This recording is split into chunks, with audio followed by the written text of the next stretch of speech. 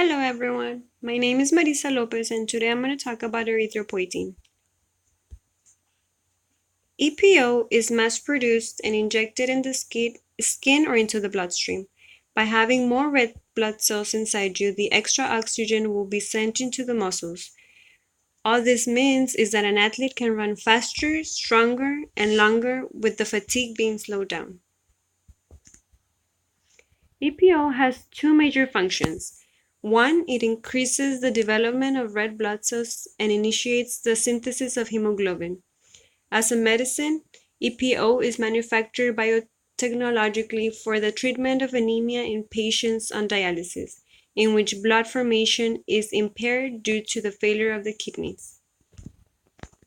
In the fetal and perinatal stage, EPO is originated primarily by the liver, which is placed by the kidney in adulthood. As we can see in the picture, the kidney produces EPO, which by stimulation, it elevates the production of red blood cells. How can EPO levels be detected? It can be detected through EPO test. This is a test to measure how much EPO you have in your blood. And why is it important to get EPO tested? It is important to differentiate between different types of anemia, as an aid in the diagnosis of bone marrow disorders or other conditions in which too many red blood cells or erythrocytes are produced. There are many health risks involved with taking unprescribed EPO. Due to the increased red blood cell production, blood thickens. This is a problem that can increase due to dehydration, which tends to happen often in athletes. Blood thickening can lead to an increased chance of heart disease, such as heart attacks, as well as a stroke, thrombosis, blood clots, and cerebral or pulmonary embolism. In addition, it can lead to autoimmune diseases. Other side effects of EPO include rapid increases in blood pressure, convulsion, influenza-like symptoms such as bone aches, headaches, and shivering, as well as skin reaction. Liver and pancreatic damages also occur and as a result of the use of EPO. There is also an increased risk of liver and lymphatic cancers.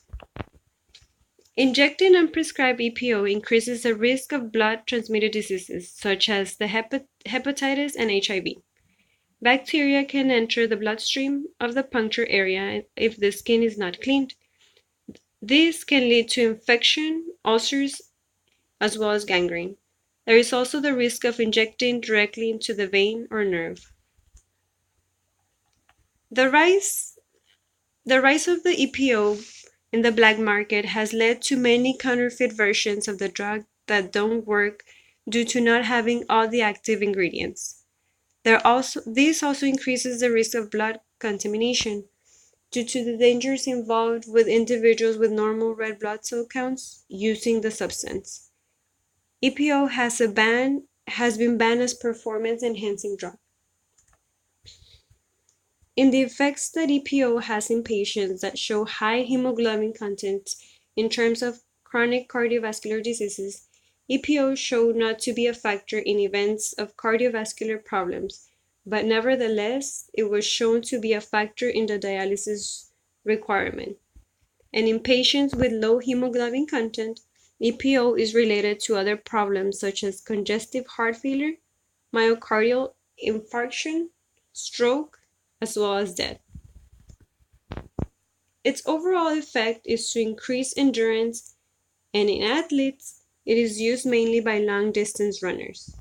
It is injected under the skin and stimulates red blood cell production. The more red cells there are in your body, the more oxygen that can be delivered to the muscles. This delays the onset of fatigue, meaning that an athlete can run harder and for longer periods of time. Well, this was my presentation, and thank you for your attention.